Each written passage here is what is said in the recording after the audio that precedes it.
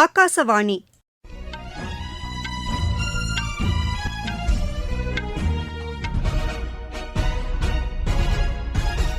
செய்திகள் வாசிப்பவர் கிருஷ்ணவேணி கோபியானந்த். தலைப்புச் செய்திகள்: உலகின் பல்வேறு பகுதிகளில் பதற்றங்கள் அதிகரித்து வரும் நிலையில் அமைதிக்கான வழிகாட்டியாக யோகா திகழ்கிறது என்று பிரதமர் திரு நரேந்திரமோடி கூறியுள்ளார். உடல் நலனை மட்டுமின்றி மனநலனையும் சீராக பராமரிக்க யோகா உதவிடும் என்று மத்திய சுகாதாரத்துறை அமைச்சர் திரு ஜே.பி. நட்டா தெரிவித்துள்ளார். சர்வதேச யோகா தின கொண்டாட்டங்கள் 175 நாடுகளில் நடைபெறுவதாக மத்திய இணையமைச்சர் டாக்டர் எல். முருகன் கூறியுள்ளார்.